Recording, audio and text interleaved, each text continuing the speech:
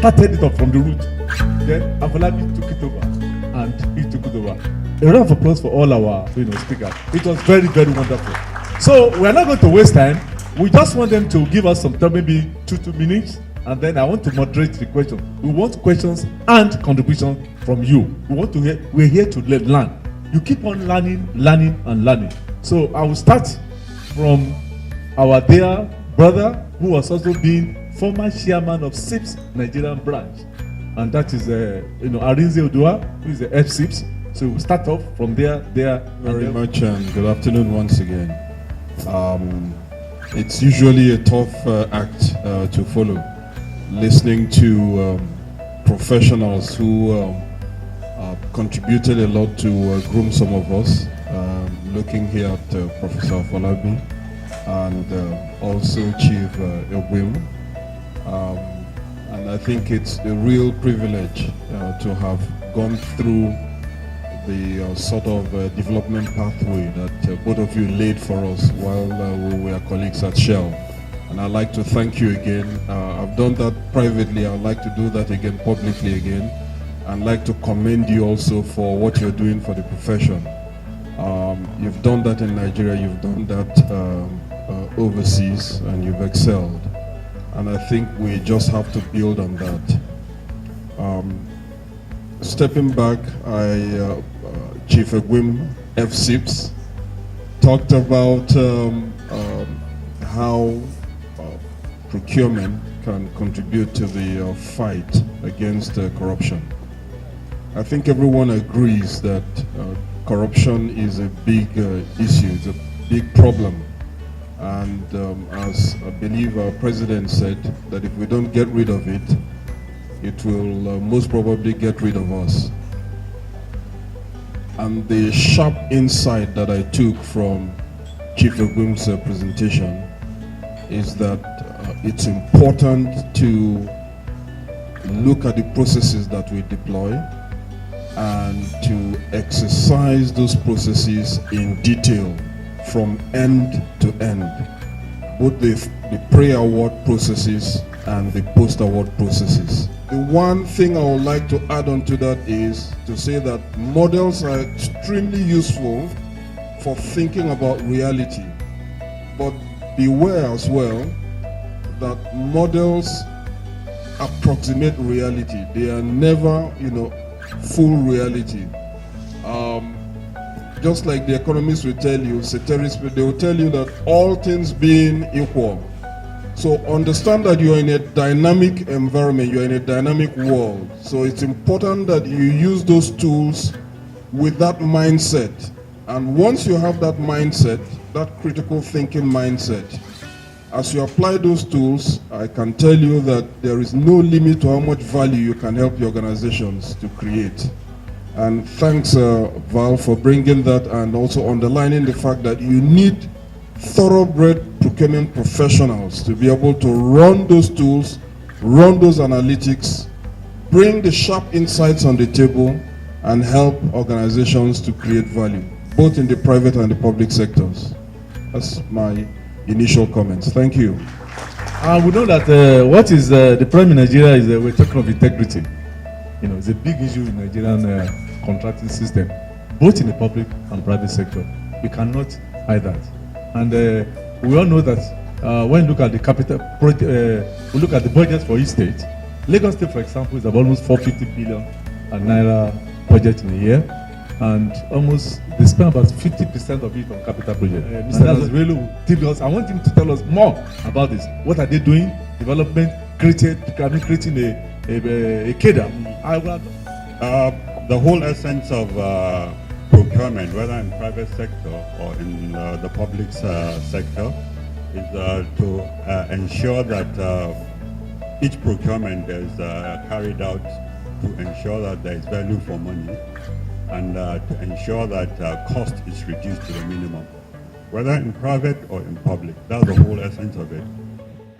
But the thing is, the public procurement was enacted in 2007, and it was based on a study that was carried out in 2003 by the World Bank on behalf of the federal government, where it was found out that every 60 kobo was lost out of every 1 naira.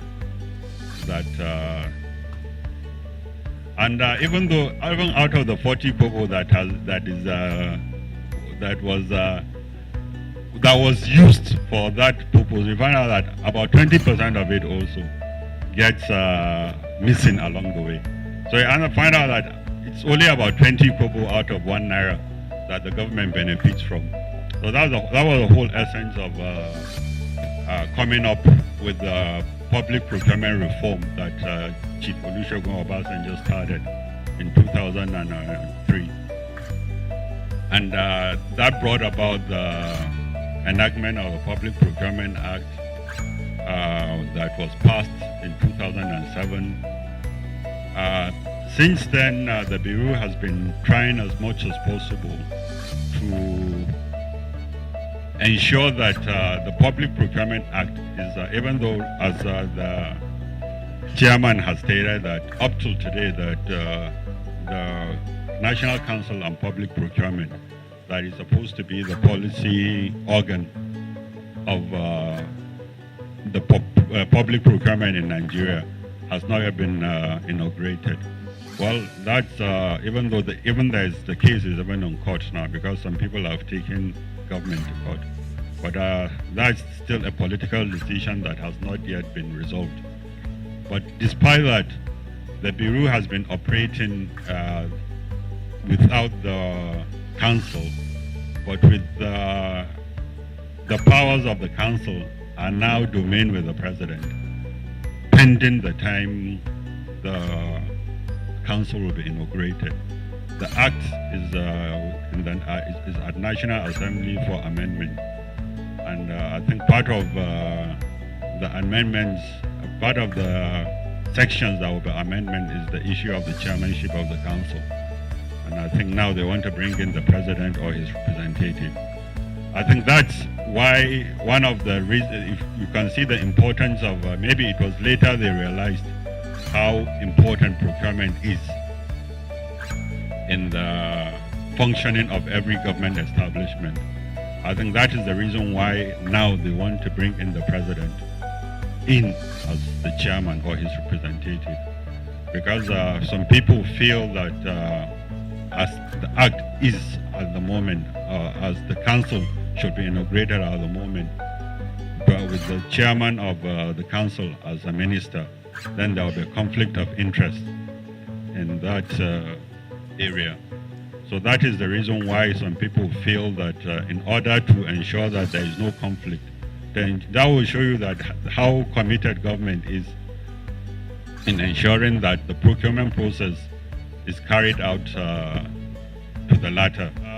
Some of those cases that you have been hearing in the papers, in the news, that have been going on the social media, even though the funds were meant for procurement, but if you really find out, procurement never took place in respect to some of those cases that have been that are outside the domain, in our domain right now. A round of applause for that. That's a nice contribution. And then he pointed out that he's talking about career development and skill. So we need, not just staying. We shouldn't be staying. We shouldn't complain. Let's go in and see what we can do. So collaboration is required, and we need all our experiences, to bring in, to focus, in making sure that there's a procurement excellence in Nigeria. I would like to now call on Mrs. Uche Agundu from Seplat to make his contribution on this procurement excellence. Thank you very much, Michael. I want to use this opportunity to thank Chief Pascal Ewin and Professor Bola Afolabi. They were my bosses in Shell. They groomed us. They were the ones that gave us the foundation that we have today in supply chain management. I want to thank my colleague and very good friend Val for the excellent presentation. It really showed that he has really learned from the best. And I have my other boss here, Arinze Odoa, and some other colleagues from Shell, Seplat, and other organizations. It's a wonderful opportunity to be here this day to project and to promote procurement. And that's what we have been doing. I want to look at skill development that Professor Afolabi mentioned. It's very, very key because you cannot procure if you don't know what to procure. You cannot buy at the right time, at the right place, and they deliver at the right source if you're not trained to do the best. So I want to encourage all of us to project skill development in our various organizations. That's what we are doing now in a Seplat. We are here, we have 5 of us here, and the one coming up in on the 17th in the UK, we have our GM and some other people there too. So it's very, very key through lunch and learn sessions, and even team discussions. Just raise a topic and discuss at least one topic in a procurement. In a Seplat, we call it a TAT. You talk procurement, or you talk SCM, you add SCM, and you think SCM. So to think about the fact that every step of our process, it's not called the business process, it's called the procurement process. Therefore, it's our process. To think about the fact that every step of our process, there's room for corruption, especially post-contract award that we can't really control. My big worry is, how do we control this? What can we put in place to make sure that we exercise a measure of control from cradle to grave till the contract is retired? Is it possible at all? Should we just give up? And think about what I said at the beginning, it's our procurement process. And usually when people hear corruption, they think procurement people first. It's so bad that in companies where I've worked for before, a procurement guy buys an SUV, somebody in the business buys a bigger SUV. But when they see you, they say, "Haba, procurement people." That's how bad it has become. So how do we clean up? I've heard people say one way to kill corruption is process and speed. And I'm keen to hear your views. Is it process and speed? How do you manage the process? And at what speed do you need to go so that you actually end up delivering the right product for your company on time? So I'm keen to hear from our members what they think.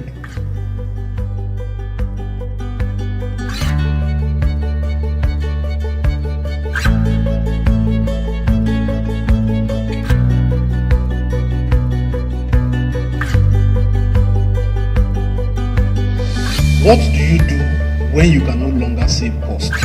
I give you an instance, right? We are building a new procurement organization, and we have tried to standardize all our processes and all our purchases. So we buy a lot of technology, do a lot of technology acquisition, and we have standardized costs with the OEMs and their local partners, and we have locked down contracts over a 4-year period, paying annual maintenance contracts. So over the lifetime of use of those acquisitions, you will not be able to save cost. What do you do when you can no longer save cost? That's one. Number two, now there's a lot of reference to the Public Procurement Act. For some reasons, I am lost because I operate from the financial service industry, and there is nothing that I do that directly makes reference to the Public Procurement Act.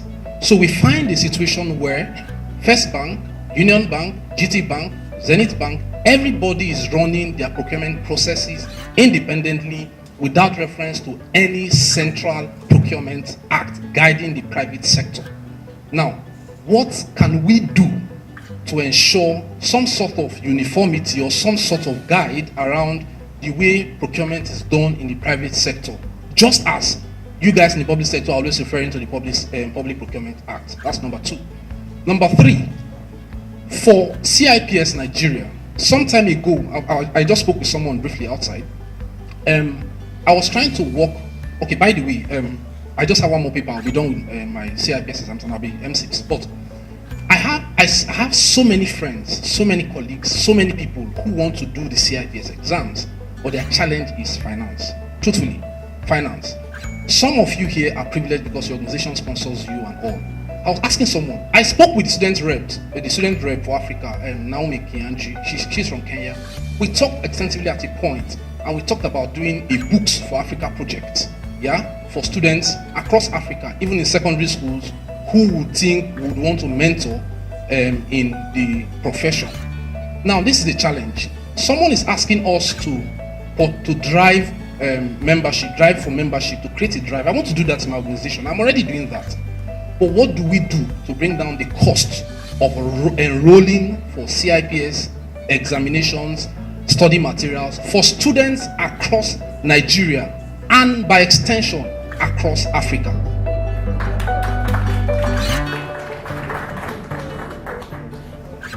My question goes to the PPP, public sector. And I want to ask the question based on where Professor Afolabi ended his lecture, that we should always think beyond the box and be innovative.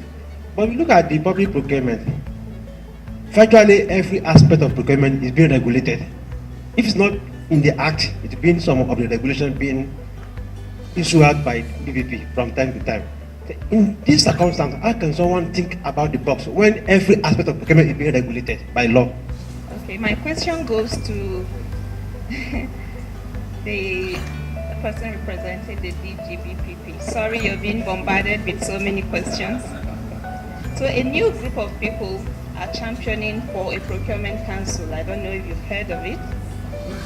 A procurement council, yes, to consist of professionals. No, a new group of people over the radio and even in my office are championing for a procurement council to consist of professionals, people who know their onions. So I'm asking, if we have a BPP in place, what then is the major constraint here? Why is the act, I can't remember his name, the Procurement Act, yes. Why is it not being utilized to its full potential? Why? Now, considering the fact that most contracts awarded by public sectors, federal governments, are firm price contracts that does not allow variation.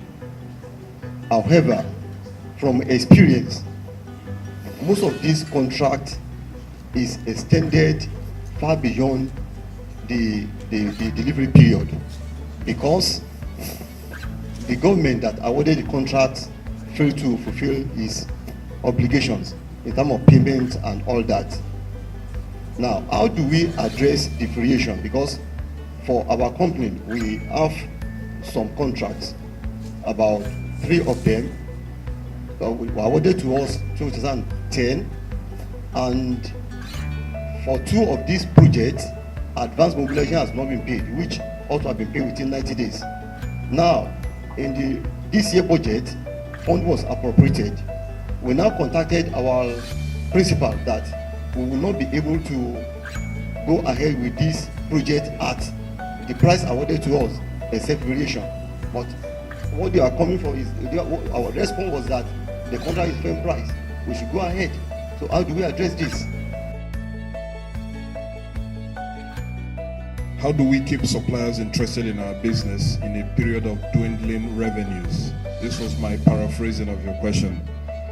And, very briefly, in a recession, governments are faced with the devil's alternative, because all options are almost mutually unattractive, and no one solution that you attempt to implement will be without significant risk. So just bearing that in mind, you shouldn't expect a silver bullet.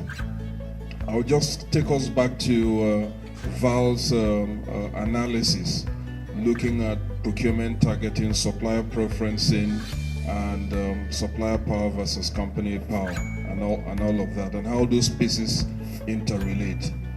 So if this supplier is one that is really critical to your business, and then also sees you as core, and therefore it's a relationship that you desire to preserve, it will impose its own logic on some of the solutions you might want to consider. One of which might be to think around longer term contracts, think around how you can consolidate spend, expand the scope of opportunities that you could offer to that contractor. There could be other things you could do also of an external nature. For instance, suggesting to the supplier within his service area to think about consolidation opportunities, where that supplier can team up with a couple of other suppliers there so that the available scope becomes a bit more attractive. Conversely as well, you could look at opportunities for sharing on the side of those who are generating the demand.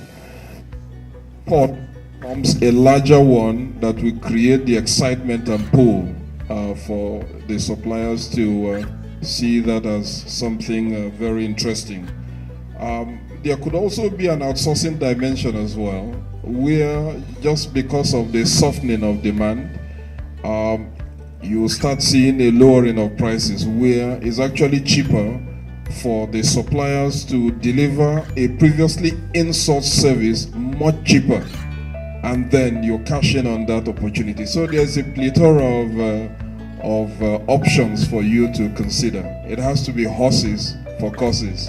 So I hope that that helps you. A very big challenge when it comes to cash flow planning, both in the private sector and in the public sector. In the public sector, we hear of a tripartite arrangement of budget appropriation, budget release, cash backing. What's all that? And contractors are not being paid.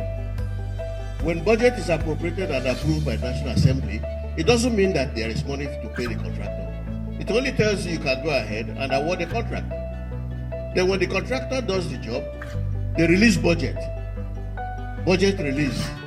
Budget release does not mean that there is cash to pay the contractor. It only means you can go ahead and pay for that job. Then cash backing now means that oil has been sold, we have received revenue, and this is the cash to pay the contractor. And meanwhile, the contractor is busy working. So the procurement people have a role to play, major role to play, even in the private sector. Get involved in your finance department's cash flow plan. What is the cash flow plan? You have to protect your critical contractors to make sure that they are in the plan for payment. Because what is happening from experience is that there are preferred contractors that these guys want to pay. And that is conflict of interest. So if the preferred contractors are not your contractors, or those you consider your key contractors, they don't get paid. So we cannot sit back in our offices and be expecting that our contractors will be paid. We need to find out what is happening in finance. What is the plan for the month? What is the plan for the quarter? Which contractors are you paying? If tender board approve the contract, they have a responsibility to also approve payment. That's why you're employed. That's why you are paid salary. You must always think outside the box. There is always an answer. Regulations are only a set of rules. And within those set of rules, there are leeway. Unless you give me a critical example, we can discuss that outside here, if you don't mind. Give specific examples, we'll share with you what you can do. The other gentleman mentioned 3 things, because I'm really weary of time. What can you do when you can't save cost anymore? You can always save cost. I can tell you, one of the things you do is joint product development with your vendor. You need to sit with your vendor. If you've been through all reductions, all negotiations and everything, are you buying the right product? Are you buying the latest product? Are you buying the best product for the work? There are always opportunities. Get the vendor involved. If it's a critical activity, like you see on the CRAGE model, if it's on the critical path, strategic, sit with the vendor. We don't have all the knowledge. You need the product development people. You need your end users. You sit together. You modify your requirements, and I bet you there's a lot more you can still save. Think alternative. It's not the same product all the time. Banks run on their own procurement practice. Very important. You are saying that public procurement acts for public sector. I say no. I go back to my own personal experience when I was developing this for NNPC. I was challenged from all angles, and the very first thing they said to me is, why do we need to comply? And I went to the very first, I think it's page number 8 or 9, thereabout. He says, this law is for anybody who derives its appropriation from whose revenue is appropriated by the laws of the National Assembly. Those are the people that are expected to comply with this law. If your revenue, 35% of your revenue is drawn from the Act of the National Assembly, you must comply. But then you may say banks, you may say Shell, you may say, look at another private sector. Why are they expected to comply? The Procurement Act is simply a set of documents for best practice. That's all that is, best practice.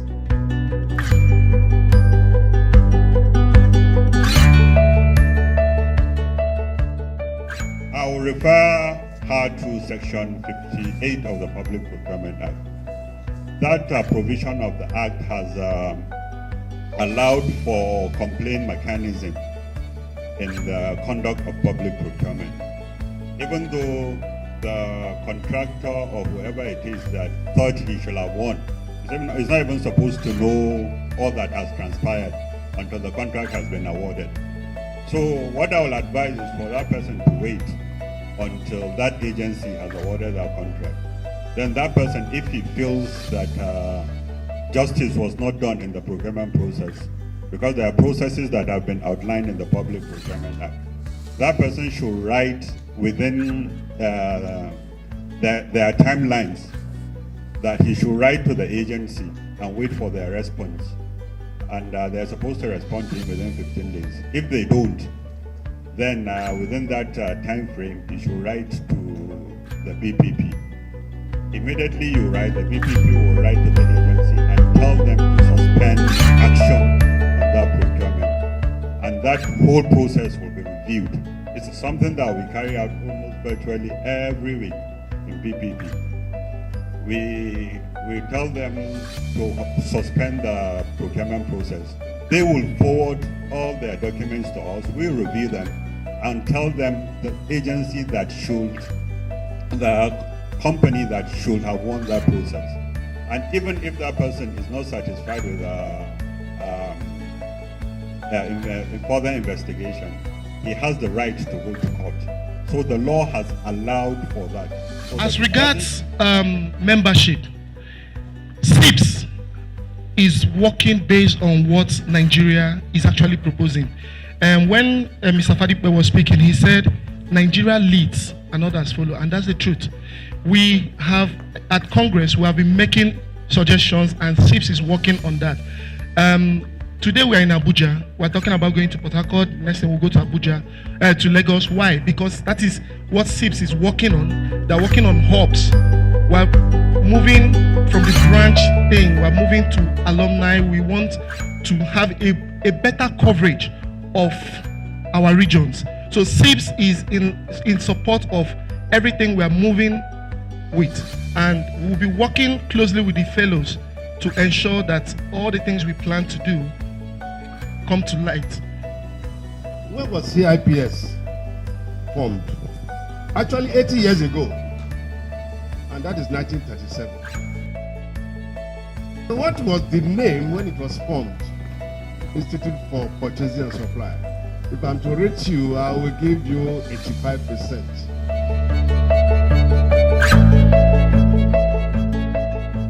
when I joined the Congress about 3 or 4 years ago, my motive was just very straightforward. What do they do there? How can we have a global Congress and it sits in UK and nobody comes to Africa? When I got there, I realized the conversation was never going to be straightforward because we had more people representing UK than the rest of the world combined together. And that was the agenda.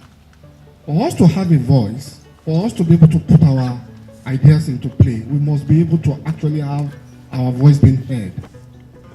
The whole objective was that we pay these fees every year, but we need to ensure that we get value for it. And our position was that if the members in Africa, particularly Nigeria, don't get value for their money, we will not come along. So what we pushed for initially was this. What is the concept of branch? What do you mean by branch? They are not employed by you, you don't pay them, they don't have access to your system. So we pushed, let's first of all agree the concept that it is not called a branch. It's like an association of members of CIPS who are helping CIPS to grow its membership. On that basis, we pushed for a reorganization of the membership of CIPS. As at the last session, we were able to actually now move the membership representing Africa from 5 to 7. And in order to ensure fairness, to 8 actually.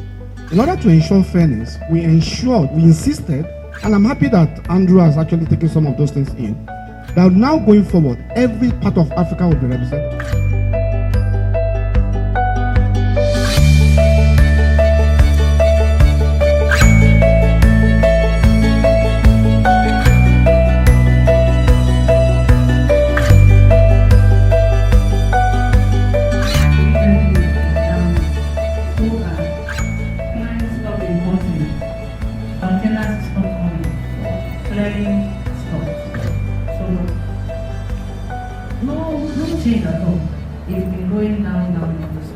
And domestically as well, you know, you have what you cut out every month.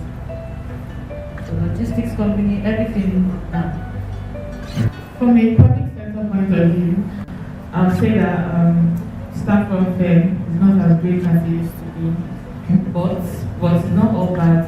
The federal government is now looking inwards and getting money from places where revenue has been lost. For instance, federal government is looking to get money being lost in the health sector, financial sector, your taxes. So as bad as it was, it is, we are good recovery. Yes, our home case, my complaint was a bit different because while others the business are going down, our business actually moved up during that period. However, it's a telecom infrastructure company, telecom and power. However, our experience during that recession was that our supply chain system was totally disrupted because we have Naira, we couldn't access forex. That kept us disrupted the budget for about 2 months before we look inward that we have some branches across Africa. So, some subsidiary across Africa. We now decide to open a company in Dubai as a procurement hub. That once we did forex, our subsidiary will pay on our behalf, then we find a way to settle it within ourselves. That's what we used to sustain ourselves for a few months before dollars start coming in and business continues again. My spouse is in the social business. We found that the business nearly collapsed. The most important thing for me there is the turnaround in thinking. It created opportunities. And you thought out of the box. You find your business getting extinct. The camera is looking at me now. Many years back it was Polaroid. When this came, they took over Polaroid. When selfies came, they took away a number of other opportunities. The other existing businesses. Then it created a whole lot of thinking, radical transformation. Yeah, I think it all boils down to great reduction in business, reduced income, and reduced return on investment. Because clients are not paying, because they don't have revenue. Government is not paying contractors because there is reduced income from oil and gas. Even for people who have properties, people who have properties, they can't sell their properties because there's no money to buy the properties. And the tenants in your homes, if you have a building and you have tenants there, they are owing. So the whole thing cuts across the entire economy. Everybody is screaming. There is no money. Yep. But like Bola said, it challenges people to begin to think out of the box. What do you do to survive? Are there things that you need to cut out? Okay. You begin to cut them out. But it's like Nigerians have cut to the bone already. To some people, and there's no flesh to cut again. Okay, the last one from Yemi. Well, it made us to realize that NASCO biscuit is NASCO cornflakes is actually as good as Kellogg's. And it's produced in Nigeria rather than buying the Kellogg's from overseas. And more jobs for people producing it in Nigeria. It also made you to realize that Nikki Lake Resort is actually a very good place to spend your vacation rather than Florida. Absolutely. So, it added up, that is down. Some people smile, some people all of a sudden will realize that I can actually make my furnitures from Abba or from that guy or from Chukudi or Yemi down the road rather than import it from Dubai. I agree with that. I no longer buy apples from ShopRite. Buy it on the road. Buy from Manams on the road. Okay, so that's why it's not one messaging across board.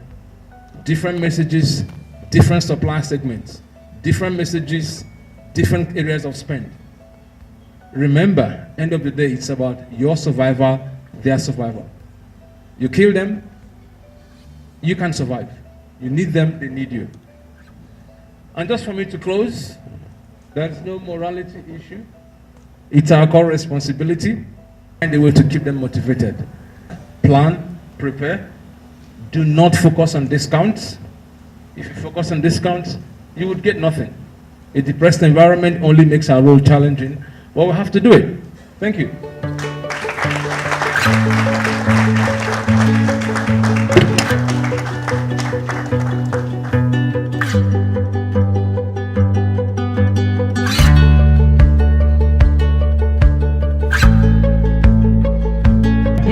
And not for Nigeria. So he's been a fan here. You all agree on him? Do we agree? Exactly. He's a fan, and his committee, we have Aliyu, is the one to arrange his committee. We only care about him, about the secretary, the PRO, and the president. So you should arrange the secretary if they want to come up, and he wants volunteers to join them. Please, where is the Aliyu? Aliyu Ahmed? And Aliyu is the chairman of this occasion. Give a round of applause for this success. Aliyu is the chairman. We all slept around 1 a.m. yesterday. And then who again? Kerry is there. Kerry, they are all MCs. And Kerry is also a consultant. They are all MCs. And then I said, okay, let's start doing something. And when we start showing relevance, I think they would listen to us. And by the grace of God, they listened. And this is the first.